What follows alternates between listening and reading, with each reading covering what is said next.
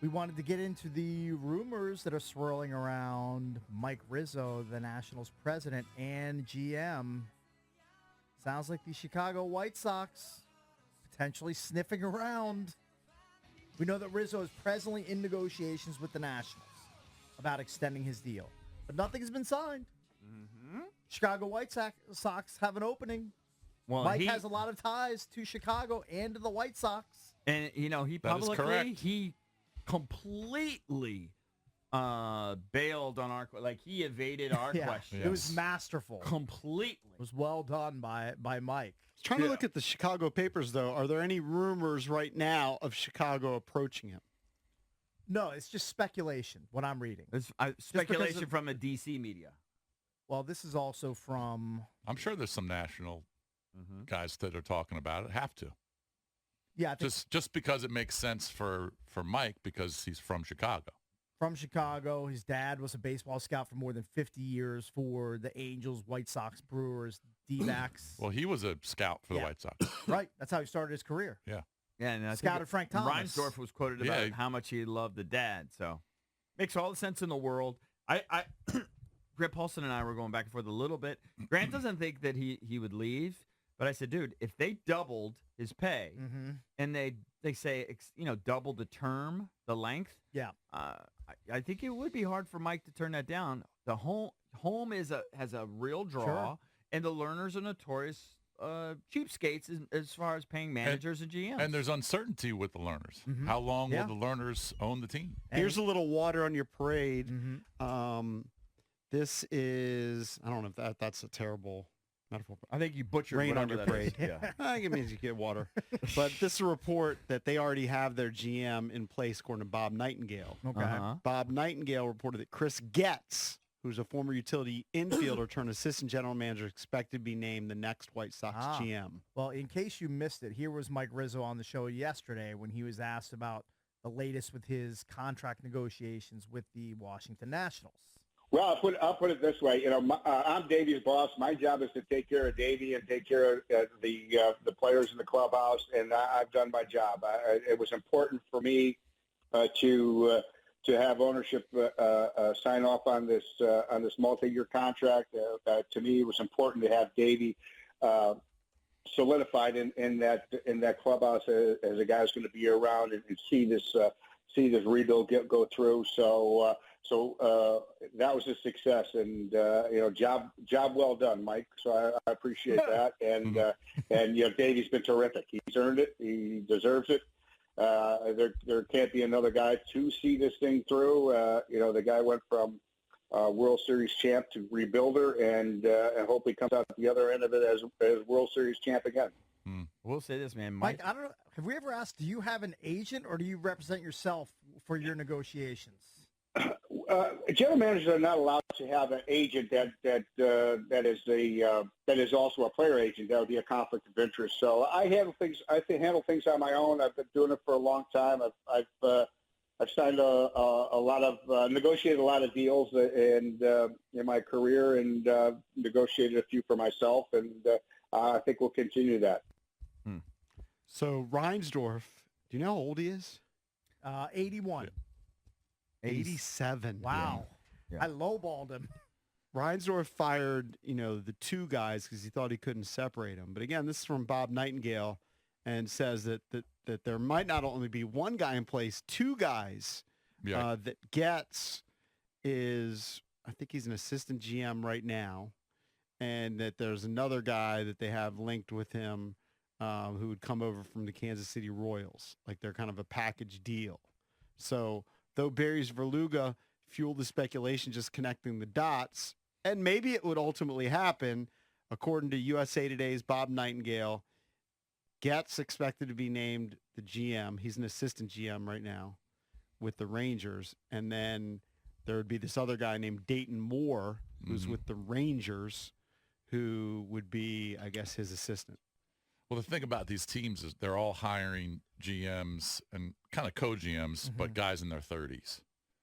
Right. So if you're in your mid to late 30s, those are the guys that owners are looking at. And Mike is not in his mid to late 30s. No. But I'm not But saying. he's got a really good track record. And Mike's not going to be a co-GM. He's not doing that. No, of course not. He's not taking a downward move. Correct. No chance. But you know what? If these guys haven't signed a deal and Reinsdorf was thinking about them, all I'm seeing he could hit a pause button Sure. and be like, oh, I didn't know Mike Rizzo was going to be available. All I've seen so far is those guys are expected to be named or could be named. I would be. It's not just the White Sox, but I'd be scared if any team was looking for a GM because I feel like Mike would be a great option because he's built a World Series team. He's done a rebuild. Mm-hmm. I don't know if he's frustrated, but you can definitely use the learner angle against him here to lure him to your team. And if you and if you have a pay increase, I think you would be a prime candidate to kind of It has snag to be him. a lot of money, I think, because he's got himself set up really nicely here. But Mike is so confident that I know he'll think, like, and we talked about this yesterday, he'll just go wherever he goes and rebuild that one. Yeah. You know? Right. But listen, I don't think people always make decisions just based on money. But if the money is overwhelming, so like if you double someone's pay, that could be enough. That could be enough. I mean, the double's Yeah. pretty good. I mean, you double your salary. someone's pay. It's really damn good. That can make you, pull can up make and you leave. jump. Now, I Yeah. also think he could pull up and leave easier, too, because he's got a little one. It's not like he's got one. Like, his other kids are grown. Yeah, he's got a 1-year-old. It's not like he's got Maybe two. somebody, like, you don't want to pull them out of their elementary school because they have Right. good friends. Like, this is the prime. If he was going to leave, this is a good time to leave. If the ownership situation wasn't so nebulous, I feel like he would be a lock to stay. But I feel like Yes. any team could use that. Agree with that. Could use that as a But even selling if the point. learners were here for the next 20 years, he might be. They're notoriously cheap. Yes. They're underpaying him and Davey. And You know what I mean? And he probably feels and giving him a And these little 1 and 2 tiny year and a deals. tiny war chest to deal with. Yeah, these tiny little deals, the penny pinching, And listen, God bless the learners; they're great business people. But there are other owners that are more reckless is with the their right- money. And this is the way they. Reckless And owner this will is pay their me. Right. right. And this is their reputation, not just with managers and Mike. It's Right. with players. Yeah. I mean, they just don't spend. Well, but For they the did most give part. money to Strauss. They gave money to Corbin. A There are couple, guys. a couple guys. Yeah. But they're not going to break the bank. But a lot of these candidates that you're hearing for the White Sox, like you said, like Getz is 37 or 39. This guy Steve Sanders for the Pirates is 35. Right, but if you're an owner, you go, am I going to hire this unproven, unknown guy, or am I going to hire this guy who's won a World Series and he's I know who I would hire. Yeah. But that's not usually what they're doing now. They're hiring the guys in the 30s. I know, but the why analytical not guys. hire someone with a track record? You should, but maybe the guys with track record want more money. Yeah. It's just in an era where you pay players so much. The fact that they're paying these GMs so little, it's downright disrespectful. To be honest with you. And the Such White big Sox have budgets. the White Sox have gone through a slew of managers over the last 5-6 years too. Ozzie Guillen was there when they won the World Series, I think. Wasn't Ozzie there? I think so. And then That fossil Tony La Russa. they brought was in there. La Russa for 2 years. That was a disaster. I saw they haven't won a postseason. The guy they game have in now years. is his first year, Griffall. Well, wasn't Kenny Williams involved for like 20 years? I feel like he was there for a long time. I think he was there for a long time. Was I he? think he was there a long time. I think he was executive vice president for 12 years, maybe. And then Yeah, he but might I have mean- been the GM before that. Just a horrendous record. They've only had 6 winning seasons since 2006. They haven't won a single postseason series since 2005. When did he ever? I'm sure he answered.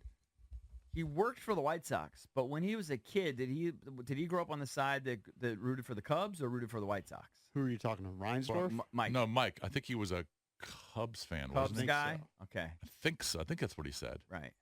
Because I come from the Cubs family. My family, they're all Cubs fans. Do they hate the White Sox in the past, or just Uh, do they look down on the White Sox? It's like they don't exist. But I then, thought like, the Cubs have always been like the more bougie team in Chicago, and the White Sox are more like working class fans. I never and- get that straight. I never quite understand that. But yeah, I mean, Tom, who grew up like in the city more, my buddy, he's a White Sox guy. Mm-hmm. I'm reading an article. This was in the Washington Post in 2017 from Barry's Verluga that Rizzo became a Cubs fan in 1969 when he was 8 years old. Yeah. So And then- if and the then his Cubs first went jo- after him, then it might be on. Right. And then his first job, it's funny, his first job was with the White Sox as a Right. scout. It's kinda- Right.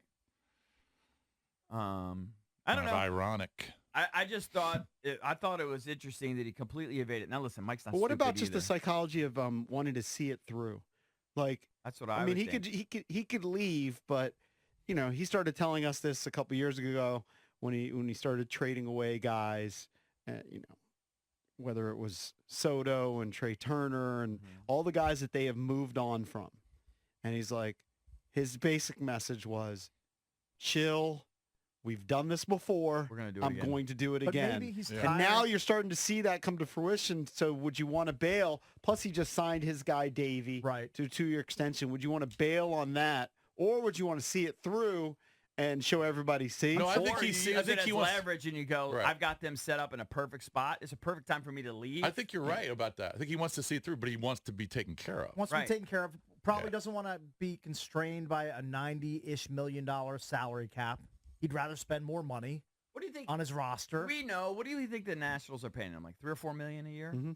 something in that range. Why couldn't? That's a I'm good just question. guessing. I don't know. I'm He's just made a lot guessing. of money. I mean, I'm sure. Well, what was Davey making before this latest deal? Like $2.5 million? 2.5 something. or 3, I think.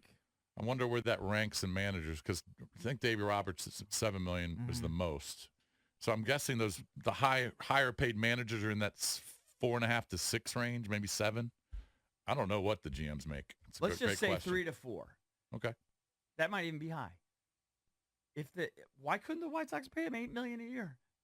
He's They freaking could. Mike Rizzo. If they He's really one- want him. He's one of the best GMs I in don't know. baseball, I don't know what. universally. I have no idea what Yeah, owners and- would pay GMs. I'm sorry if somebody offered you double, 99 times out of 100, you're going to Reinsdorf might be a lot like Lerner. We have no idea. He might be cheap that way. I don't know what Reinsdorf. I mean, he's almost 90 years I old. know he's been around forever. Or maybe he's 87 and just at this point he's willing to spend extra cash. Because But he owns the Bulls and the White Sox, right? believe so, yeah. Does he I own s- anything else? I mean, that's owning a lot. That's owning Yeah, a lot. I Pretty good. see. Those are two pretty It's a pretty good good ones. portfolio. I last see time from a checked. couple years ago, it was reported in the Washington Post again. This one, Jesse Doherty. This is in 2020 in September when he signed a 3-year extension. It reported it a little more than $4 million a year. Who? Mike. Rizzo. Oh, okay.